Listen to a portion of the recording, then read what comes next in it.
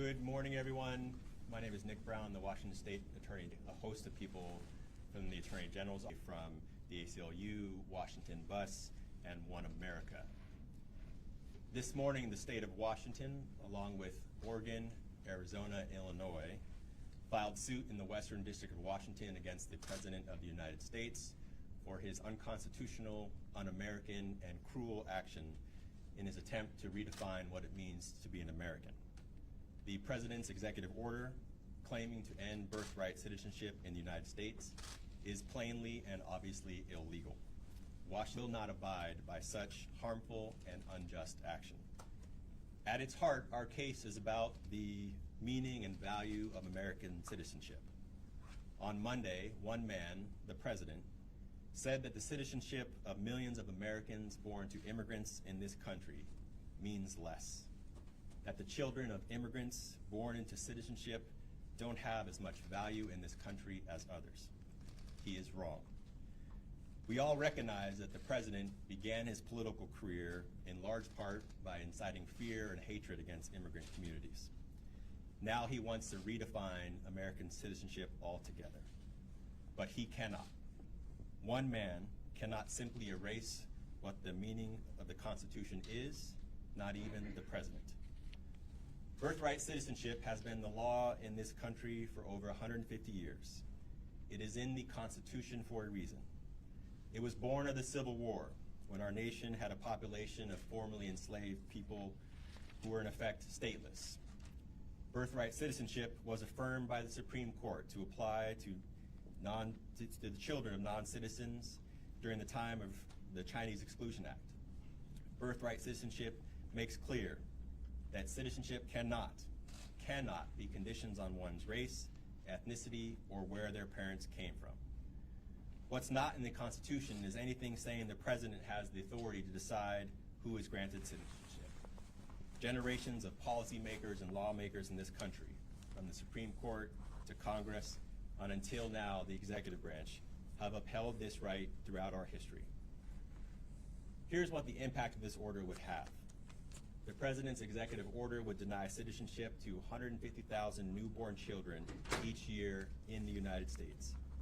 That's thousands of people born here in Washington who would be denied the key to full participation and opportunity in American society. It would render them undocumented at birth.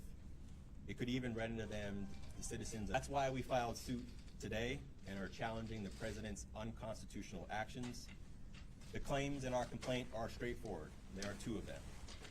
First, that the President's order violates the citizenship clause of the 14th Amendment of the Constitution. And second, that it separately violates a provision of federal immigration law from 1940. In addition to our complaint, we are filing an emergency motion within the next 24 hours that will seek to block any federal agency from relying on the order born in our state. We will ask the court to intervene before the order even goes days ago.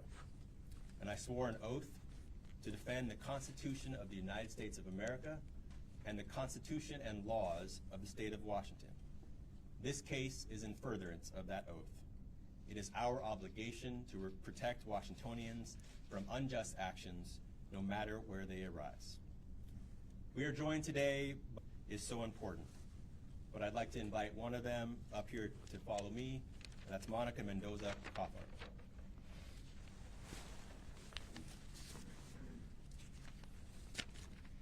Thank you, Attorney General. Dearest Washingtonians, my name is Monica Mendoza-Coffin, and it is with great honor that I address you all today. I want to give special thanks to Attorney General Brown for this invitation, and I wanted to give a special shout out to One America, the leading immigrant rights organization here in Washington State, who I volunteered with since 2013. I'm standing here proudly today, a first-generation American born in South King County to two formerly undocumented farm workers who migrated from Michoacan, Mexico.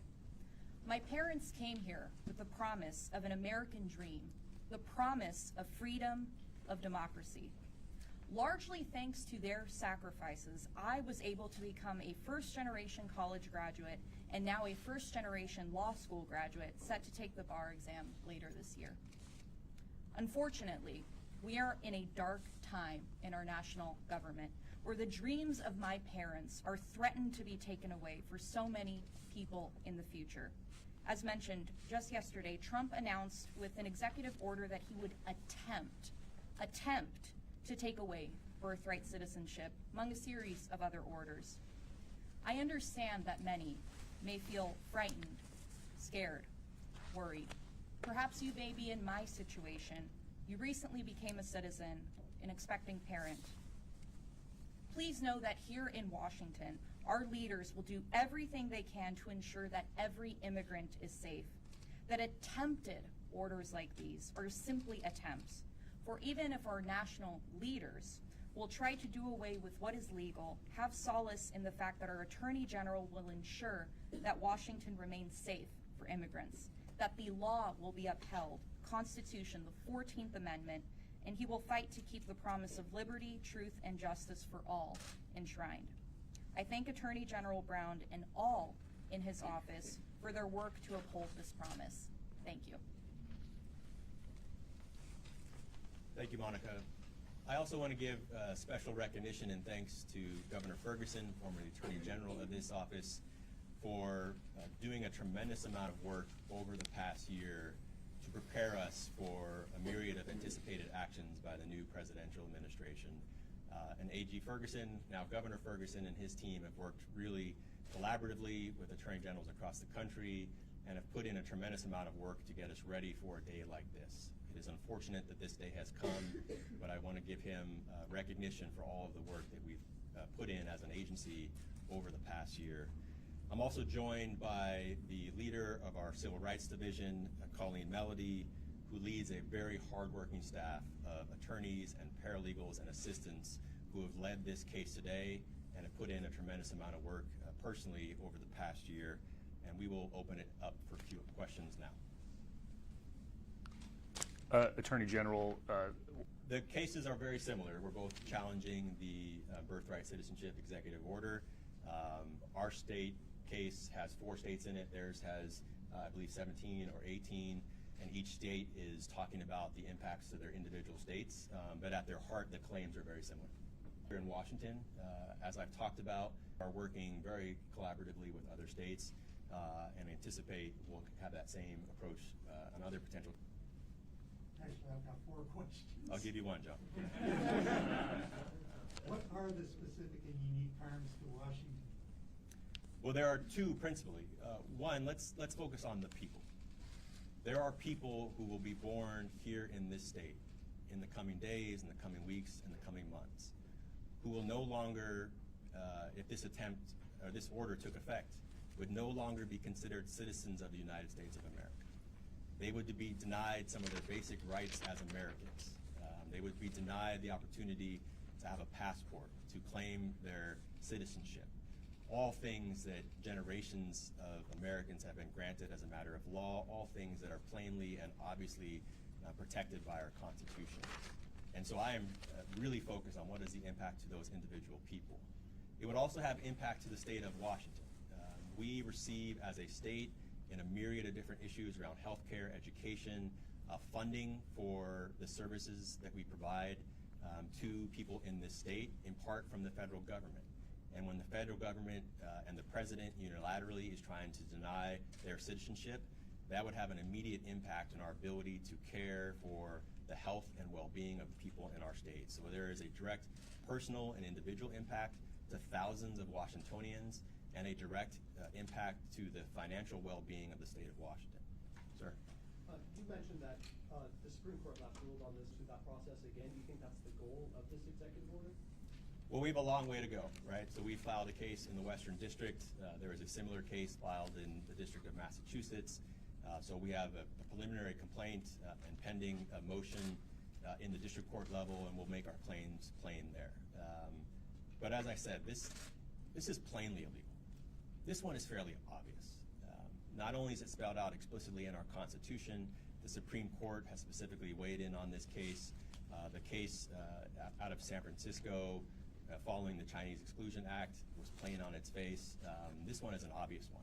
My hope is that every level of court, the district court, the Court of Appeals, and if we go to the Supreme Court, would rule unanimously because of the well-established precedent. But first step is to do the district court case. This morning, Washington State Republicans said we should be focused on issues that impact our state and not on this. What's your response? Well, I would say two things. One, as I said at the end of my remarks, my obligation is to protect and defend the Constitution of the United States and the Constitution and laws of Washington State.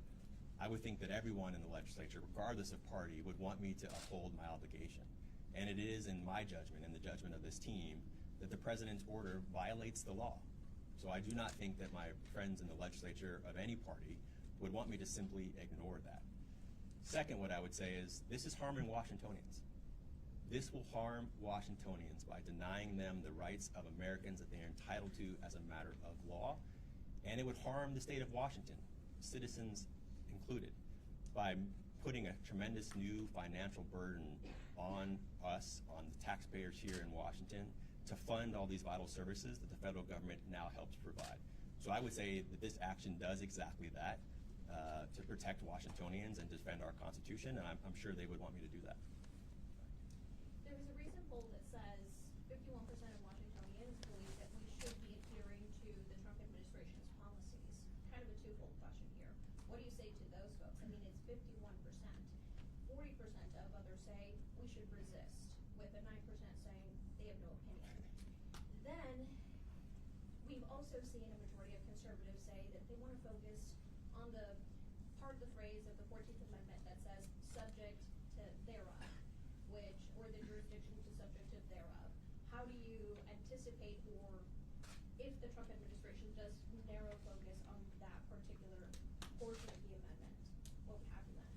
Well, let me just say, I do not think that the people of Washington want me to make decisions about the cases we file based on polling, or based on what is popular or unpopular.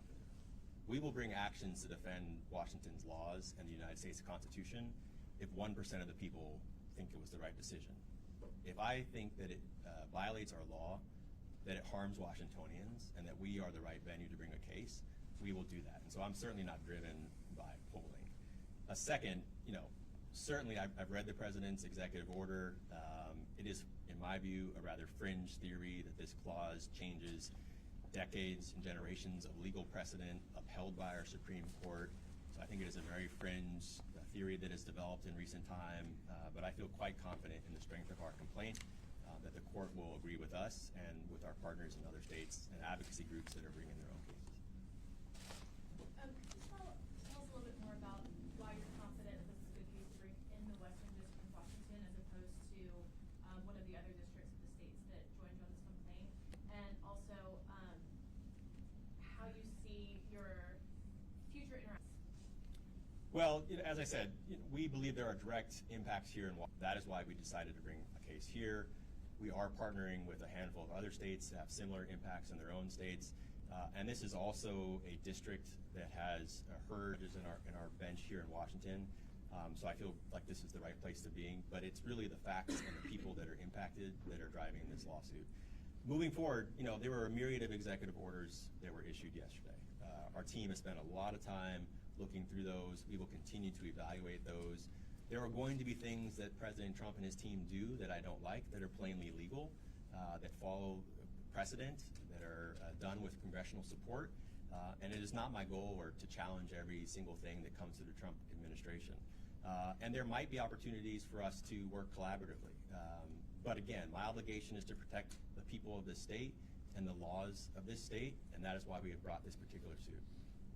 Are there other? Sorry, John. Go ahead. So one other thing from the Washington State Republican chair, Jim Walsh, he called this a craven political move, searching for a headline, and said that you're positioning yourself for a U.S. Senate run in 2020. I've been the Attorney General for 6 days. That's just ridiculous. You just talked about the financial impact to the state. This is coming at a time when your predecessor has announced he wants you to cut 6%. Well, the budget is obviously a serious matter for us and all state agencies.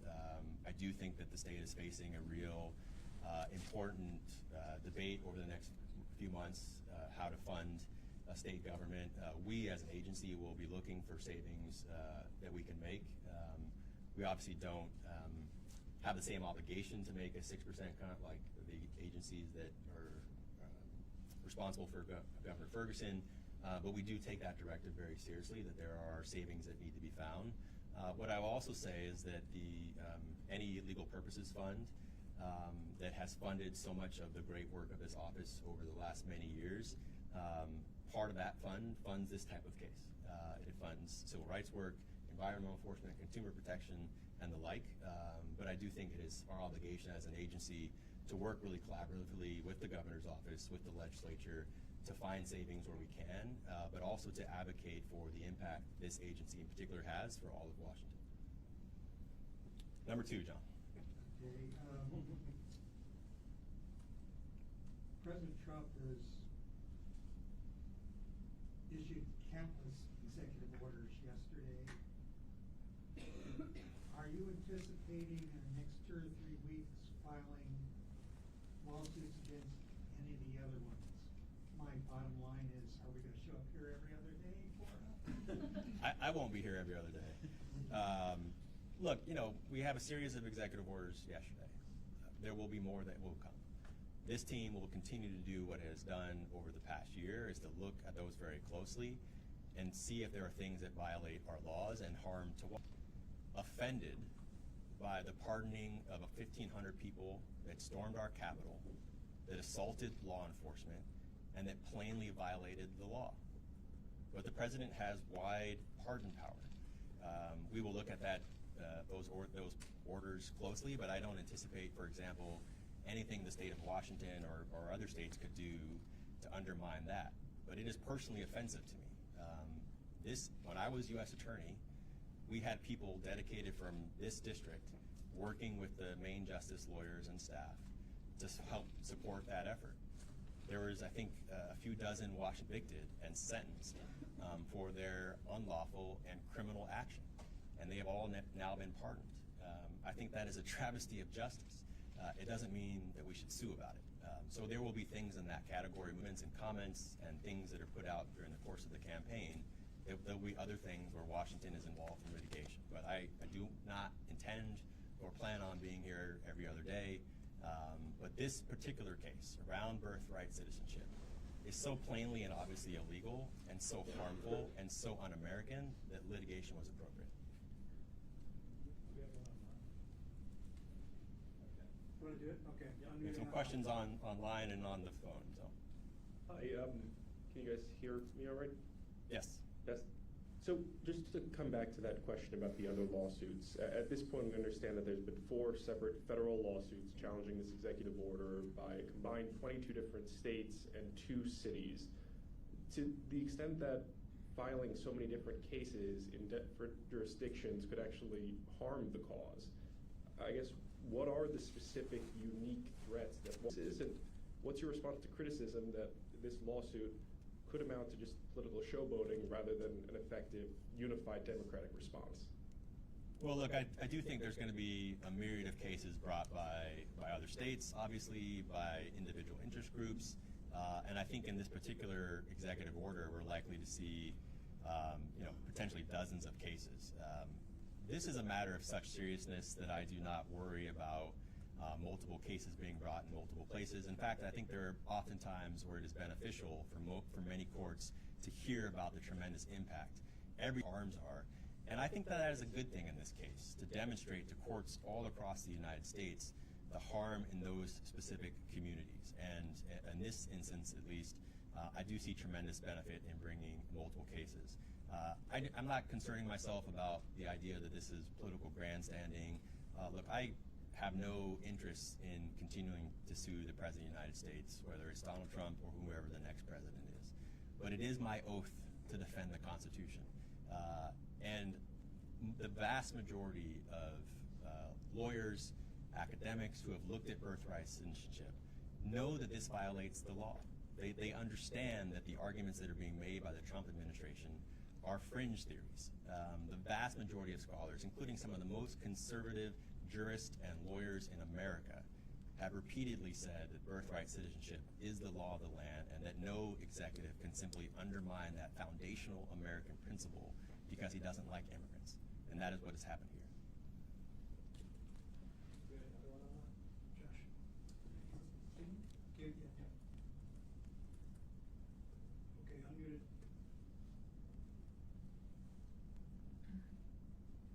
The promise of freedom, of democracy. Largely thanks to their sacrifices, I was able. And the president. We lost Keena. Okay, we lost Keena. Any other questions? What this executive order means, so speak to that, what do they need to do and what's your understanding? Well, you know, I think that fear is well-founded, and I don't want to undervalue that.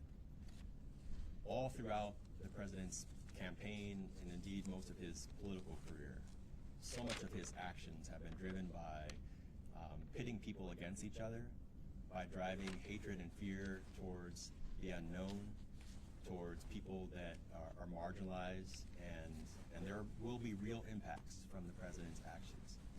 On this particular executive order, I think it is scary that the president would come in and try to undermine so much of what has been foundational to America.